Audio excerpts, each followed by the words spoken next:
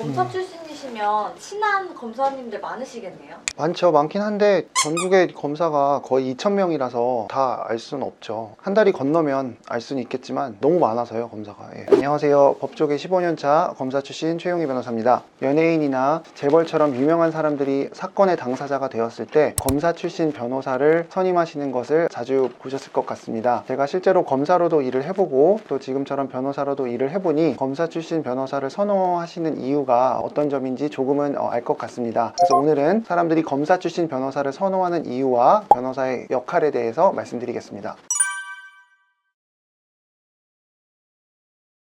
너무 어려운 질문인데요. 담당 검사랑 변호사님이랑 대학 동기예요, 사법연수원 동기예요, 검사 동기예요 이러면서 변호사를 찾아가는 경우가 많이 있고, 그리고 어떤 분들은 담당자와 아는 변호사를 찾아가는 게 좋을까요? 변호사님 혹시 알면 소개시켜 줄 수 있으세요? 라고 물어보는 분들도 계시거든요. 저는 그럴 때마다 한결같이 그런 거 절대 신경 쓰지 말라고 말씀을 드립니다. 왜냐하면 여러분들도 같은 고향, 같은 학교, 그 모두와 내가 빠짐없이 다 정말 친한지를 한번 생각해 보실 필요가 있습니다.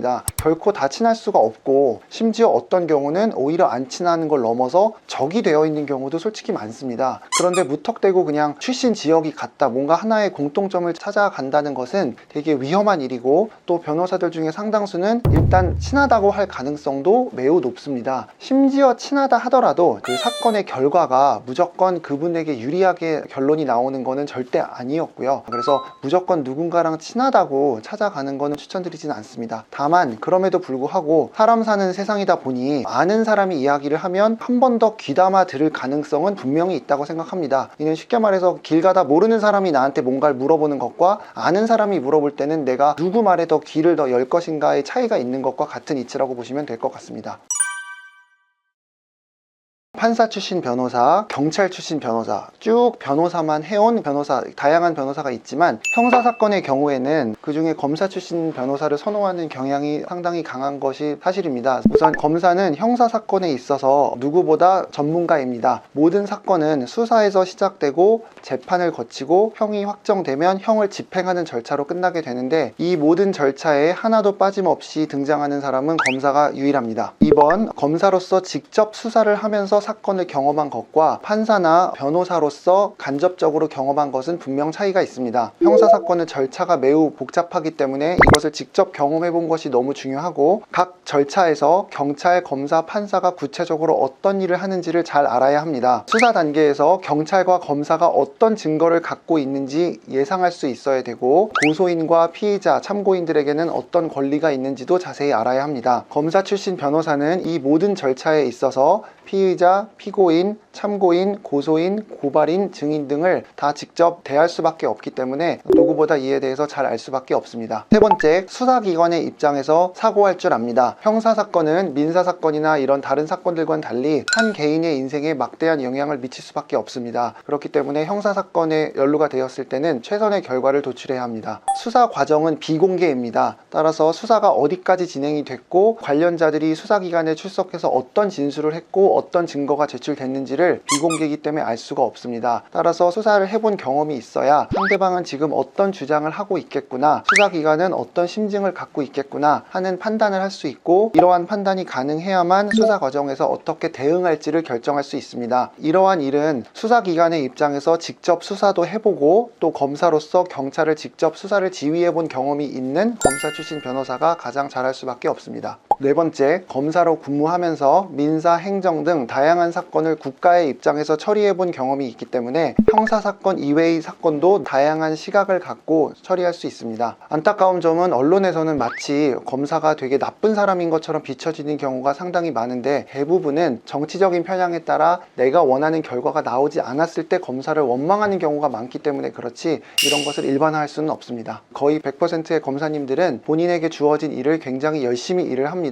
방금 말씀해주신 이유 말고 변호사보다 검사가 더 세잖아요. 그래서 검사 출신을 더 원하는 그런 건 검사는 어떤 면에서는 경찰이나 판사보다도 재량이 더 넓은 면이 있습니다. 경찰은 수사를 하고 나서 죄가 인정되면 검사한테 송치하고 죄가 안 되면 불송치, 이렇게 결론을 내릴 수밖에 없고, 판사는 죄가 인정되면 유죄를 선고하고 죄가 안 되면 무죄를 선고합니다. 물론 유죄를 선고하는 경우에는 처벌의 범위를 어떻게 할지는 전적으로 판사의 재량에 따라 결정할 수 있습니다. 다만 마트 절도 사건을 재판 중인 판사가 재판 중에 이 절도범이 과거에 다른 사람을 살해한 거를 알게 됐다 하더라도 그 재판에서 이 사람을 살인죄로 처벌할 수는 없습니다. 이것을 불고불리의 원칙이라 그래서 판사는 검사가 재판에 넘긴 그 사건만 재판할 수 있습니다. 반면 검사는 수사 결과에 따라 사건을 기소할 수도 있고, 죄가 안 되면 불기소할 수도 있고, 죄는 되지만 선처가 필요한 경우에는 기소유예라는 처분을 할 수도 있습니다. 그리고 재판에 넘기는 경우에도 피의자를 정식 재판에 넘길지 아니면 벌금만 납부하고 끝나도록 하는 약식 처리를 할지에 대해서도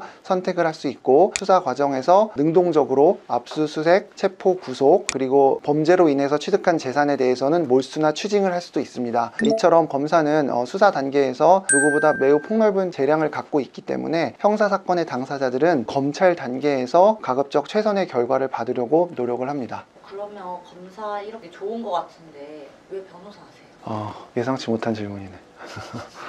이거 그냥 개인적인 얘기를 해도 되나요, 이러면? 저는 개인적으로 검사 생활도 너무 즐겁게 했고, 사실 그 당시에는 하루에 3시간 자고 일한 시기도 매우 많았고, 몸은 힘들었지만 한 번도 정신이 힘든 적은 없고 되게 보람있게 일은 했는데, 뭐 여러 가지 이유가 있겠지만 너무 바쁘다 보니까 내가 아무리 노력해도 한 명 한 명의 사연을 충분한 시간을 갖고 다 들어주고 하는 데는 좀 물리적인 한계가 있었던 적이 많았어서 그 점에 있어서 좀 아쉬운 점이 있었고, 변호사는 이 부분에 있어서만큼은 자율적으로 제가 결정할 수 있기 때문에 지금의 길을 선택했습니다.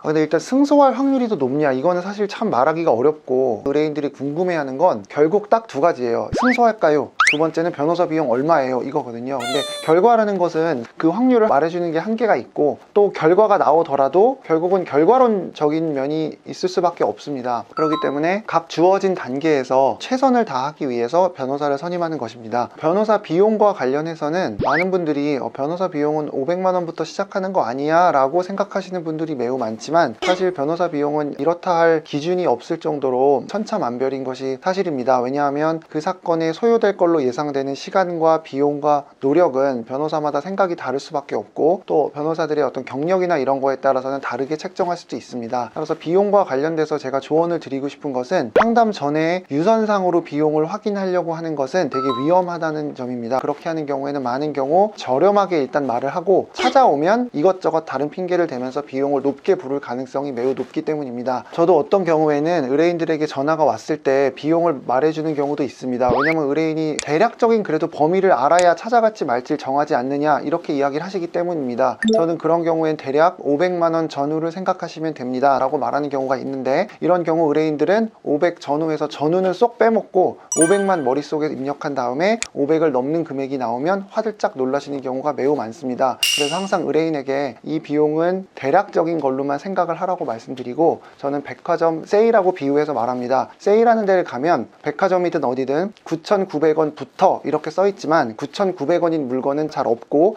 있다 하더라도 내가 살만한 물건이 되지 못하는 경우가 많습니다. 따라서 비용은 가급적 상담을 통해서 자세히 안내 받으셨으면 좋겠습니다.